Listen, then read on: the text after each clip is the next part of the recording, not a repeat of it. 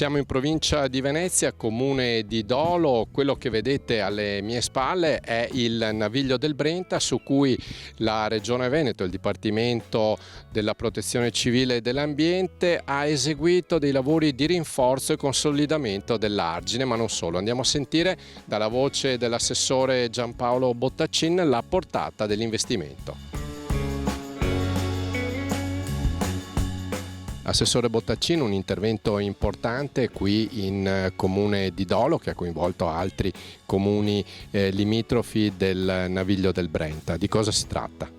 Sì, si tratta di 8 interventi su 3 comuni, Mira, Dolo e Fieso d'Artico, con lo scopo di consolidare gli argini che avevano presentato dei problemi di cedimento dovuti al moto ondoso creato dalla navigazione.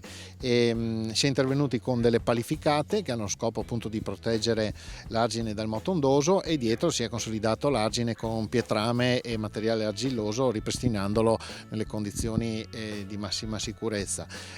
Sono una parte degli interventi, ringrazio i sindaci per aver organizzato questo momento di incontro.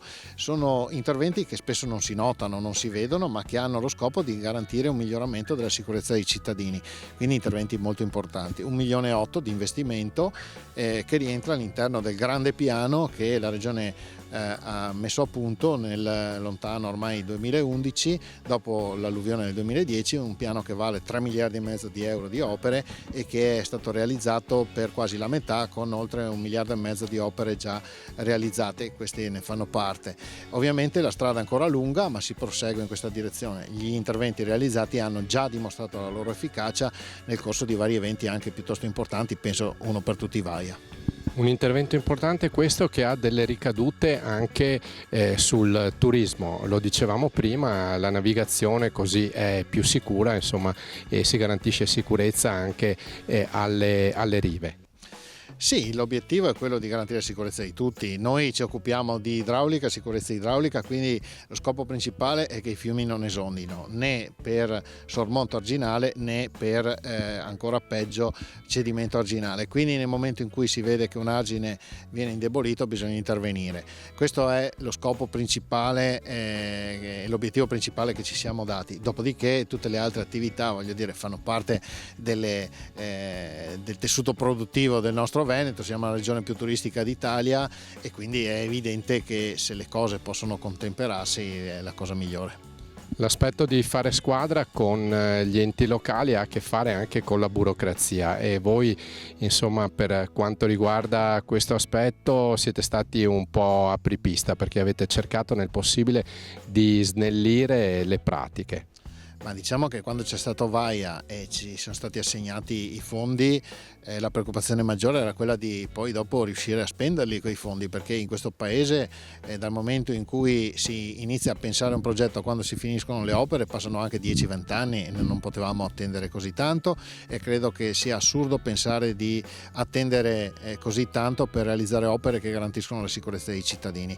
Bisogna avere delle procedure più snelle, più rapide, e questo è quello che avevo chiesto in quel caso. Siccome c'era un'ordinanza di protezione civile in essere, potevamo chiedere delle deroghe. Abbiamo chiesto deroghe a ben 17 leggi e così siamo riusciti a realizzare le opere, garantendo comunque al massimo la tutela dell'ambiente, la tutela dei cittadini e quant'altro.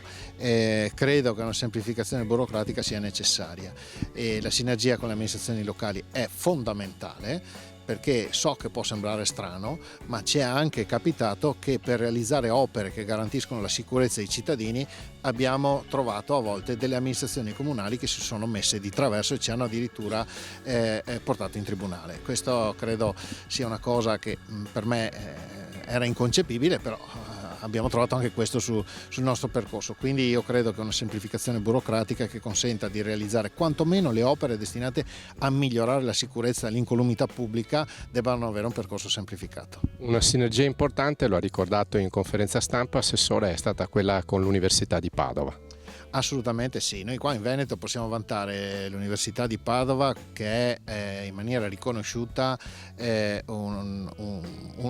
un'università al top per quanto riguarda il campo idraulico. D'altronde la tradizione della Veneta Serenissima Repubblica in campo idraulico è nota e l'università è riconosciuta, ripeto, a livello mondiale, l'Università di Padova, quindi ci siamo appoggiati a loro, i massimi esperti del mondo ci siamo appoggiati a loro, con loro sono state definite le opere, continua la collaborazione con loro, tant'è che grazie a loro siamo riusciti a mettere a punto, tra le varie cose, anche un sistema che ci consente, in base alle previsioni meteo, di capire quali sono i cosiddetti effetti del suolo, cioè se un fiume rischia di esondare e quando, e questo direi che è determinante nelle procedure di protezione civile e di attivazione degli allarmi che poi dopo devono essere dati dai sindaci ai cittadini.